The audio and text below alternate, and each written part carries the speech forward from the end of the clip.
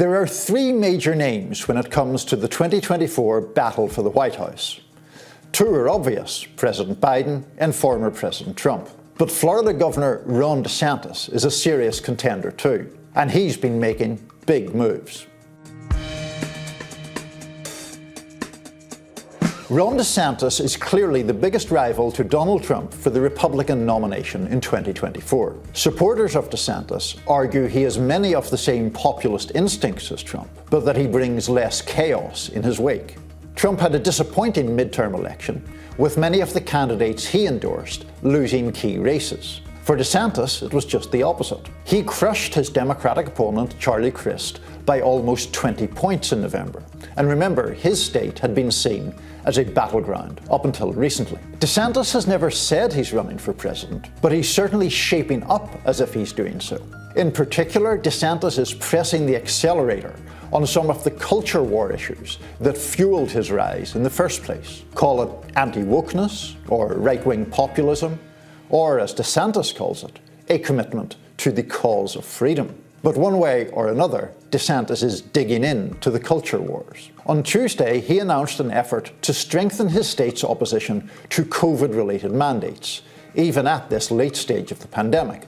He wants to put an end to vaccine mandates in schools for good, but he also wants to go further. He intends to make it harder for professional medical bodies to discipline doctors, even if they believe those doctors are spreading misinformation. These are highly controversial ideas, of course, as is often the case when it comes to DeSantis and COVID. The Democratic leader in the Florida State House, Fentrice Driscoll, called DeSantis and his administration the #1 peddler of misinformation on the pandemic. That's according to the Miami Herald.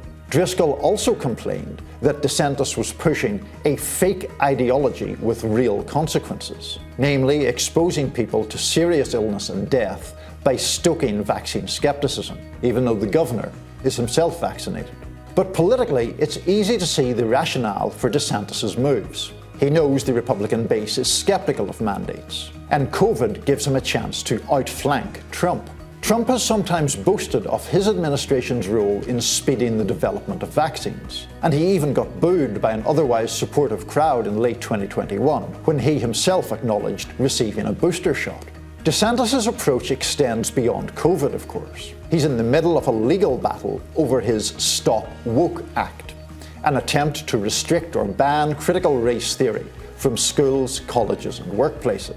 He is in an ongoing battle with the Walt Disney Company, after he promoted a law banning the teaching of sexuality and gender orientation to young children. Disney came out against that legislation. In just this week, DeSantis sought to prohibit the managers of state-run investment funds from making decisions based on so-called ESG concerns.